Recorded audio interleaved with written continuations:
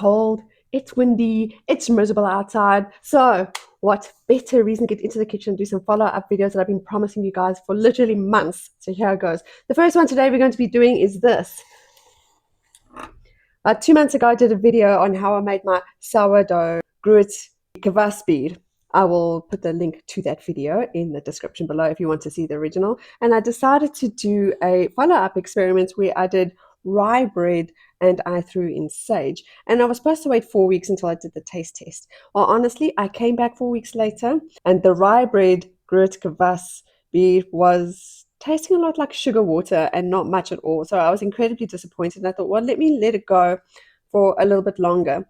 So I gave it a test about 2 weeks afterward, and a lot of the sugar had dissipated. Luckily, it wasn't very sweet, but there wasn't much flavor. Once the sugar had become less, I was able to taste those coffee notes again, which I'm grateful for because I was getting to the point where I was wondering if I should add some more coffee kombucha and some more herbs if it was just going to taste like sugar water, which would be awful, right?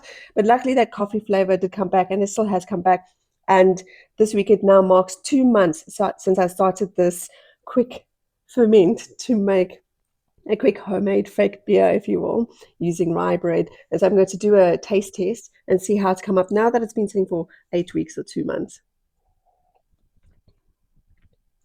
So it has got the sour notes of the kvass, meaning from the rye bread. It has come through. The coffee flavor, like I said before, has come through.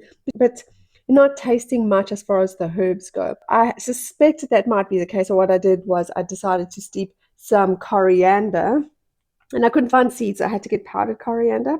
So I decided to steep some in some hot water and leave it to cool down. And I'm now going to add this. I'm just going to filter out the powder, and I'm going to be adding this to the kvass bead. I must say I'm a little disappointed. There doesn't seem to be much flavor in the coriander now that it's been ground to a powder, which is unfortunately one of the things that does happen when you buy powdered spices. They do tend to lose a lot of flavor in the process, unfortunately. But so you can see I put quite a bit of powder in just to get some flavor into the water. And I'm going to mix this back into the brew. Just going to be using my cheesecloth to make sure it doesn't get any of the powder into the actual kvass.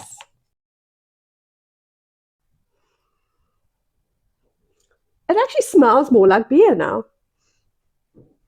Wow. I wouldn't say so much like a Weiss, but probably more along the lines of a Pilsner or a lager. That I didn't expect. What do you know? What a pleasant surprise.